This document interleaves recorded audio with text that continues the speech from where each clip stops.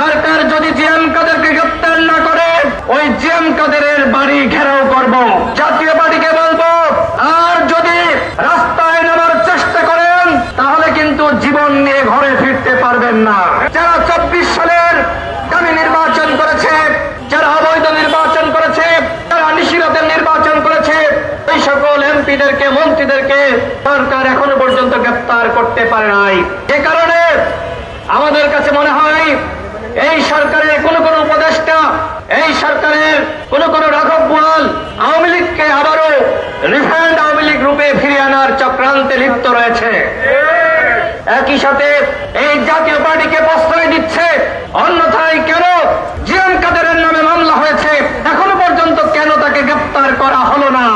আমাদের স্পষ্ট ঘোষণা, সরকার যদি জিএম কাদেরকে গ্রেফতার না করে, চুম্বুকে গ্রেফতার না করে, 14 দলের দোসরদেরকে গ্রেফতার না করে, তাহলে কিন্তু আমরা ওই জিএম কাদেরের বাড়ি ঘেরাও করব।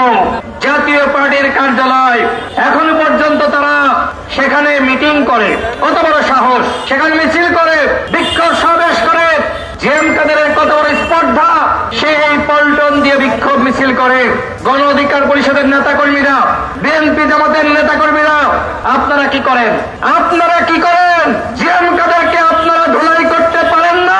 জাতীয় পার্টিকে বলবো, আর যদি রাস্তায় নামার চেষ্টা করেন তাহলে কিন্তু জীবন নিয়ে ঘরে ফিরতে পারবেন না। দালালি করেছ, গুম করেছ, খুন করেছ, নিপীড়ন করেছ, মাল পানি কামাইছ, নারী নিয়ে ফুর্তি করেছ, আর এখন এত অপরাধ করার পরেও রাজপথে নামার দুঃসাহস দেখাচ্ছ।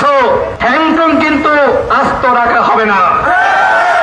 জিএম কাদের, আর যদি আপনারা তাকে রাস্তায় দেখেন তাহলে ওই রাস্তায় তাকে প্রতিহত করবেন।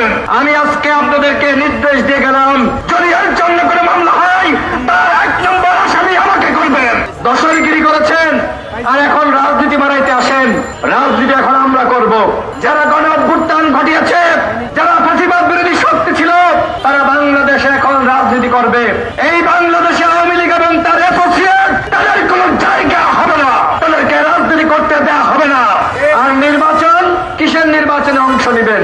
হাসিনার সাথে নির্বাচন করেছেন, নির্বাচনের স্বাদ মেটে না।